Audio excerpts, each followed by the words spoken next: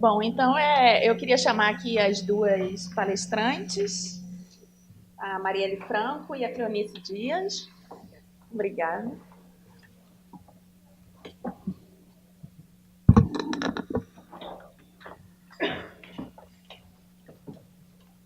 Bom, então é um enorme prazer mediar essa mesa aqui de quase fechamento desse seminário, né? E é um imenso prazer não só pela temática, né, que vem permeando aí esses 3 dias, né? Eu acho que é super importante a gente estar discutindo aqui, né, esses programas de proteção social e todos os ódios, preconceitos de raça, de classe, de origem, né, que vem incidindo sobre esses beneficiários, né, e também, assim, pela temática do painel, em a gente pensar em formas alternativas, né, de fazer política que fujam aí um pouco desse individualismo e que se pautem, né, numa perspectiva mais solidária. Então, eu tenho, né, esse prazer não só pela temática, mas também,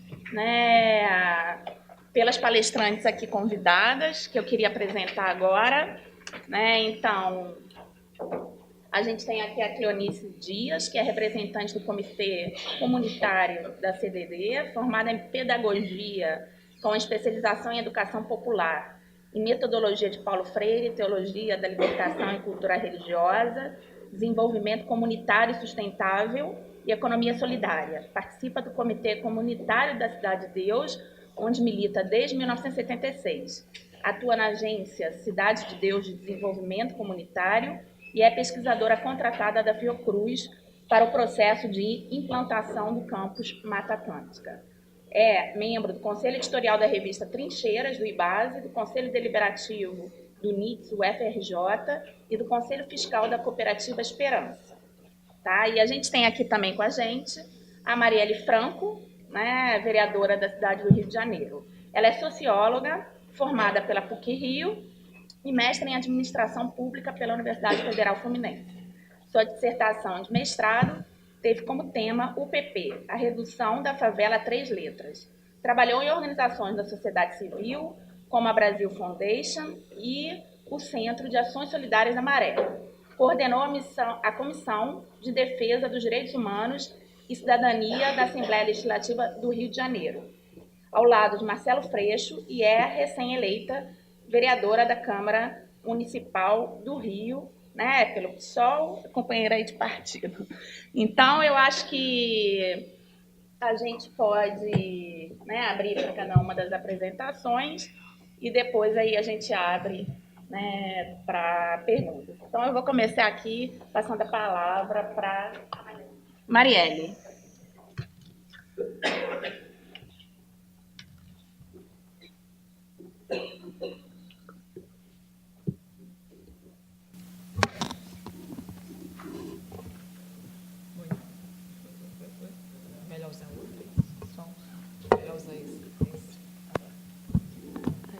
É isso? Tá. Não, acho que ele orientou. Pode ser esse, pode ser esse. Deixa aqui. Obrigada. Obrigada, Marta. Obrigada aí o convite. Bom dia novamente a todas e todos. Obrigada por esse lugar de acolhimento que tantas as vezes eu fiquei ali na escada para participar e, né, estar presente aqui nesse RDC Rememora. Então, é sempre bom, né? Esse lugar de filha da Maré e filha da PUC. Então, isso faz diferença, esse lugar de pertencimento que nos constitui enquanto processo de formação. Prazer estar ao lado da companheira Cleonice, lugar de fala, construção, trajetória dessa resistência, principalmente com relação na perspectiva da mesa, né, e intrigante no sentido dos preconceitos, do conhecimento, do desconhecimento com relação a algo que é tão apresentado, e certamente vocês já viram aí durante essa semana, entre ódios e amores, entre posições dicotômicas, mas buscar trazer, né, essa contribuição a partir da nossa trajetória, a partir dessa subjetividade com 3 mulheres e as mulheres da favela, esse lugar que seja positivo e que possa fazer aí diferença e contribuição nesse sentido. Então, obrigada novamente, Marta. Eu queria começar com duas observações, na verdade, 2 pontos, mais reivindicando para fundamentar, e o tempo todo a gente, quando vai construindo as narrativas, principalmente com esse tema que é tão utilizado como amor, ódio, é tão utilizado sobre ataque, fundamentá-los, né? Então, bom, eu sou da sociologia e até tenho essa perspectiva da sociologia política, de acompanhamento de instituições, programas. Quando Marta cita a Brasil Foundation, eu fui analista de monitoramento, então visitei alguns projetos, vou me valer um pouco disso, mas queria pegar esse lugar, um pouco de fundamentação de pesquisadora também, para trazer 2 trechos rápidos. Uma de um trabalho apresentado na Unpox, até de uma aluna aqui da PUC, Ana Carolina Hadi Lima, foi indicação de uma das assessoras lá da equipe do mandato. E a dissertação dela e o foco dela são as configurações e articulações nos contextos de desigualdade, mas ela pega especificamente a Bolsa Família para mulheres do Vidigal. Então, achei que podia, nessa perspectiva de um não trabalho, pelo menos eu não achei um trabalho especificamente da Maré, mas nessa diversidade do debate das favelas e nessa perspectiva da questão sexual e de gênero, melhor dizendo, importante. Entre as beneficiárias entrevistadas, verificamos que a renda do Bolsa Família funciona como uma renda complementar, o que não permite que saiam do mercado de trabalho. No entanto, os trabalhos realizados são aqueles tradicionalmente atribuídos como trabalhos típicos femininos, ainda precarizados e muitas vezes informal. Elas representam trabalhadoras precarizadas que vivem em situação de vulnerabilidade.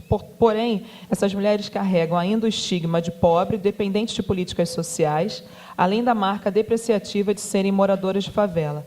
Mas sendo essas moradoras de Vidigal, que já é um espaço um pouco melhor avaliado. Então, nessa perspectiva, eu queria trazer um pouco desse lugar do estigma, desse lugar da favela e de algo fundamental, que é ainda a manutenção dessas mulheres no mercado de trabalho. Certamente não fazendo relações internacionais, nem advogada, nem na Câmara, mas num lugar terceirizado, precarizado, informal, ou seja, o benefício tem uma contribuição, mas não as tira dessa faixa e desse lugar ainda de beneficiária do programa. A outra, deixa eu pegar aqui que eu não consegui imprimir.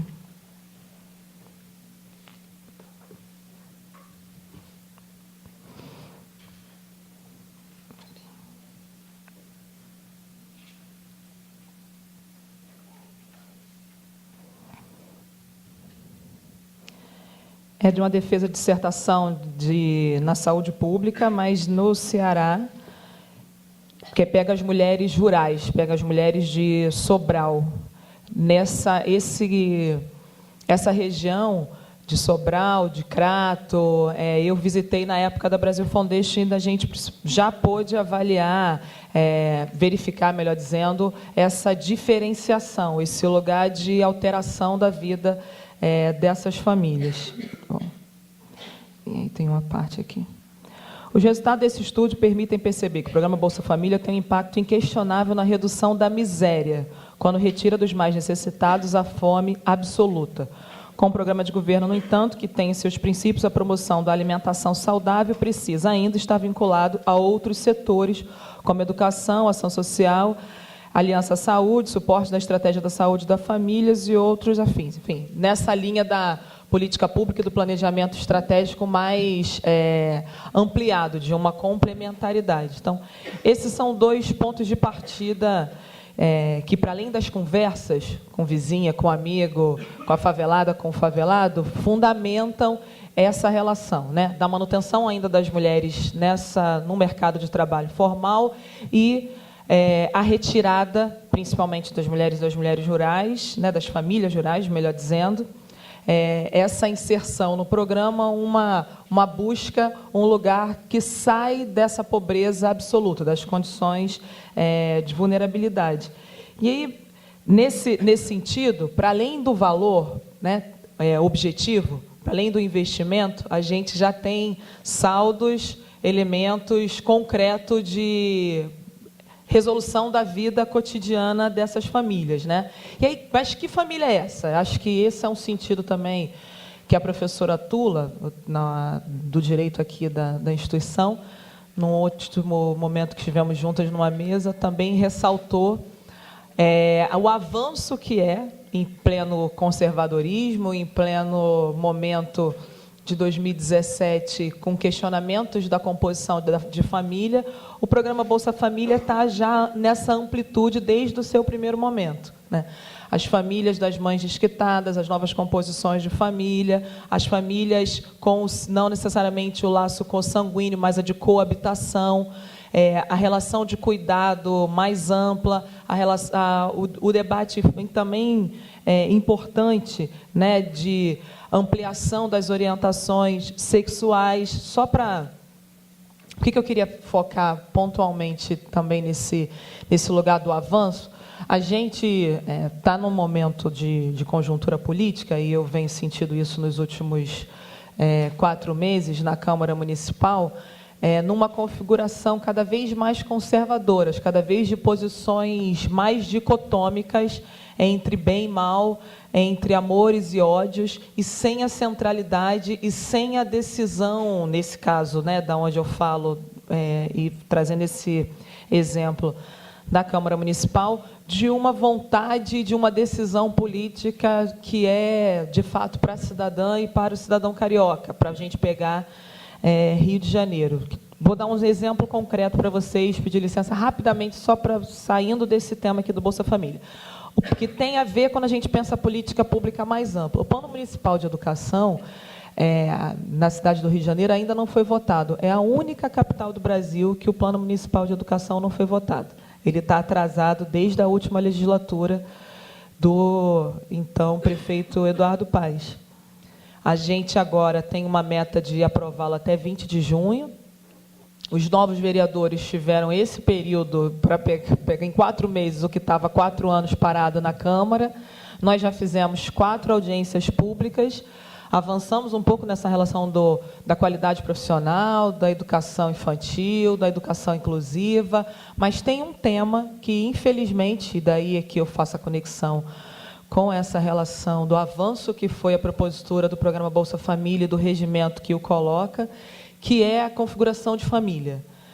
Para a maioria do conjunto dos vereadores e vereadoras da Câmara, segundo uma audiência pública bastante acalorosa, o conceito de família é o de família tradicional.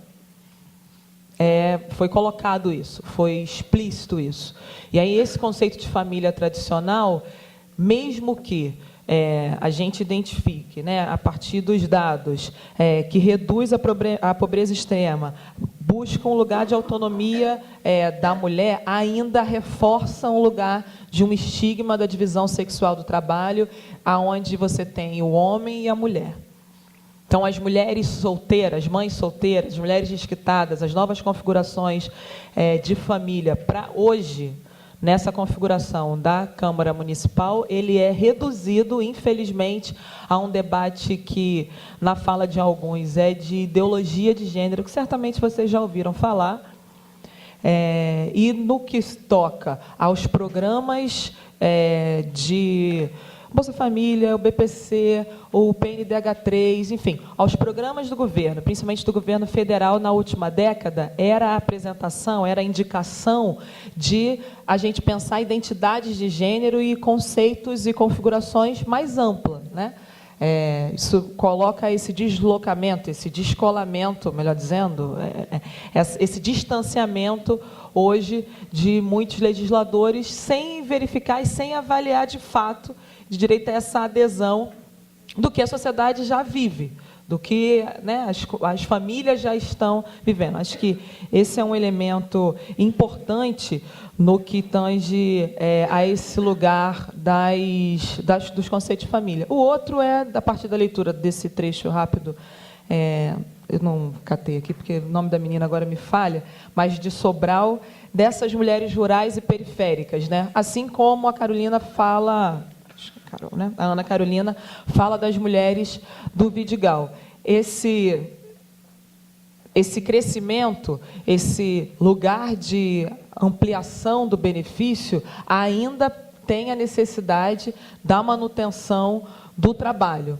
Ainda amplia, por exemplo, a situação da alimentação saudável da alimentação com relação às crianças, das famílias, mas não necessariamente todas a alimentação saudável, né? Qual é a condição, de fato, da segurança alimentar que se detém? Ainda precisa desse lugar mais estratégico. E aí tem alguns dados que eu acho que são importantes, porque, às vezes, certamente vocês já viram isso, mas, enfim, não queria não deixar de colocar, do quanto que, seja para o IPEA, seja para a Secretaria de Assistência Social e Direitos Humanos, seja para os dados do Dossiê Mulher, que pega as questões das mulheres, os benefícios ampliam a capacidade da autonomia dessa mulher.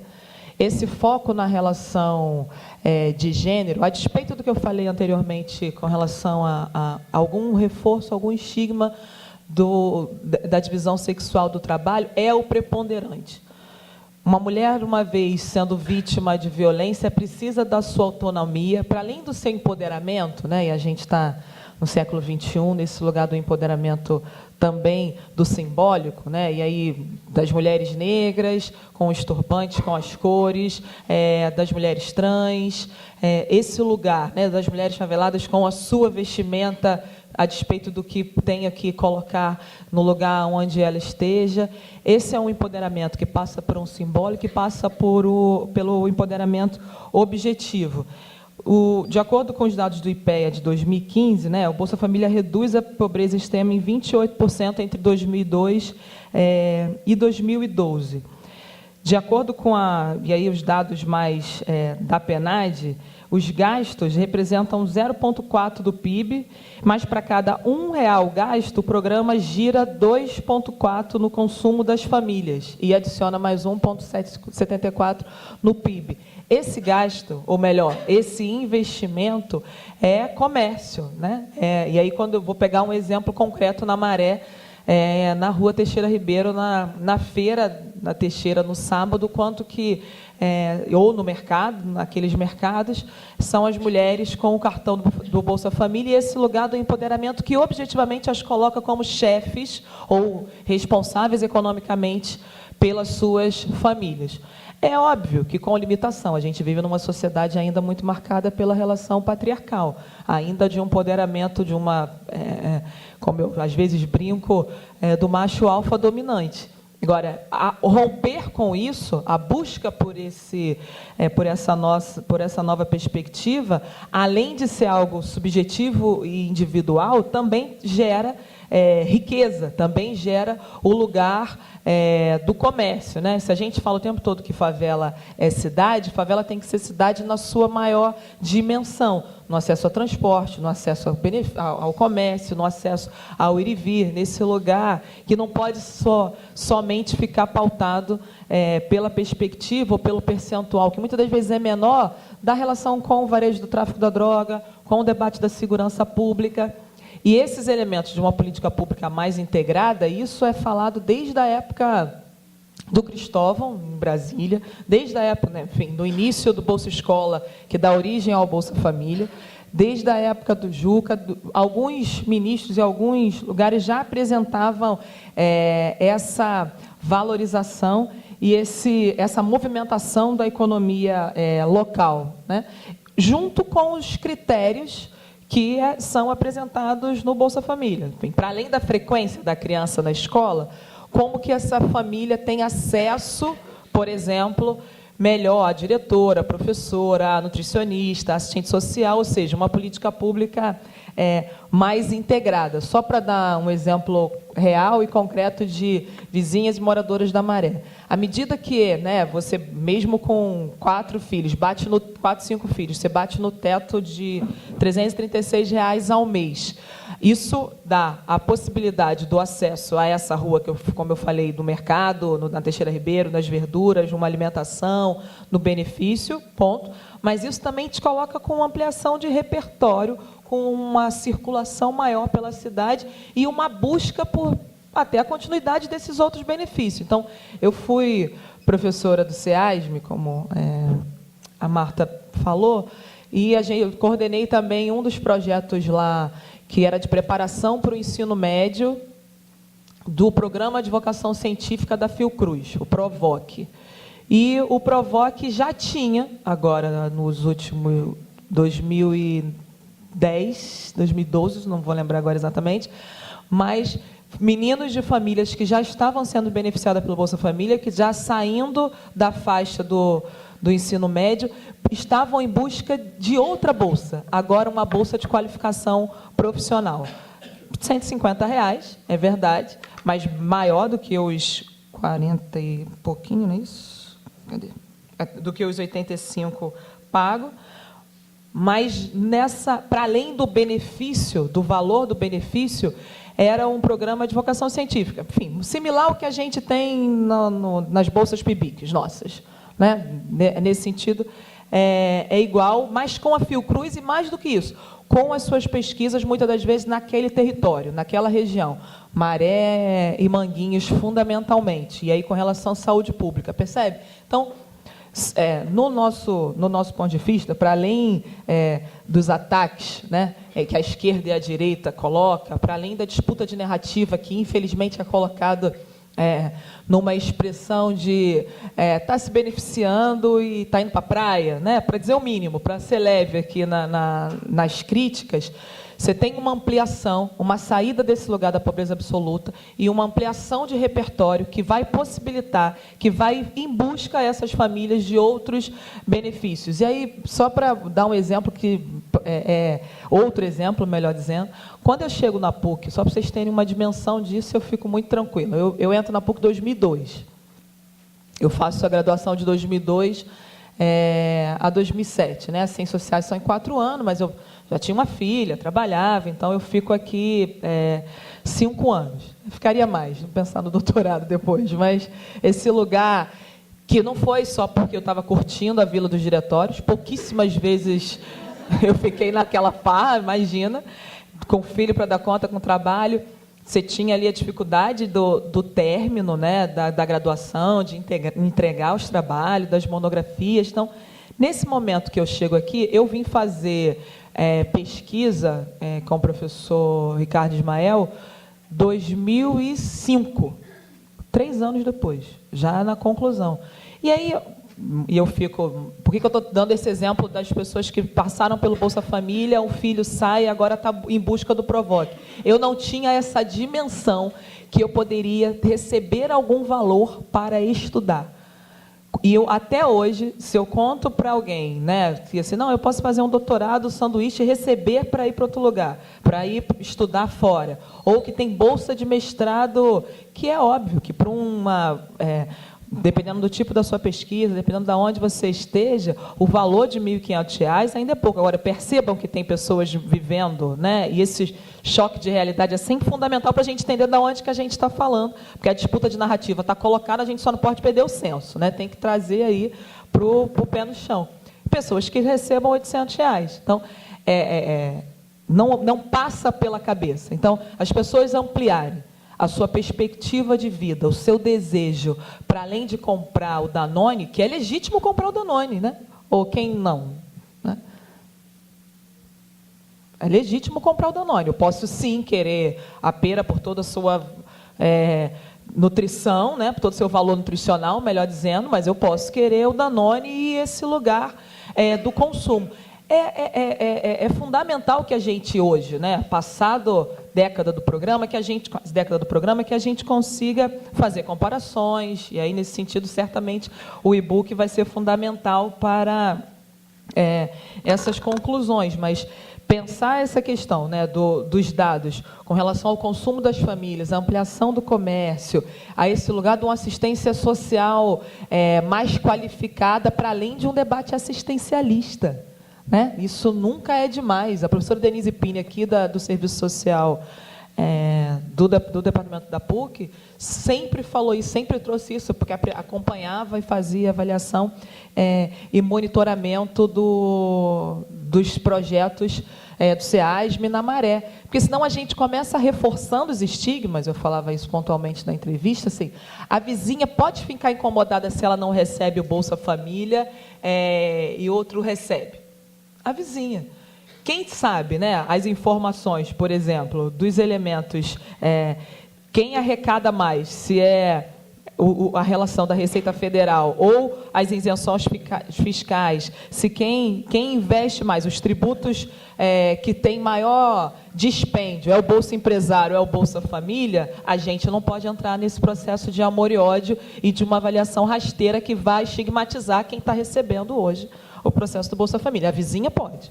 Né? E a gente tem que pensar um trabalho mais amplo, e pensando, inclusive, esse lugar da política, que é, sim, de formação, que é de liderança, que é de qualificação, para que a compreensão sobre o programa tenha melhor qualificação.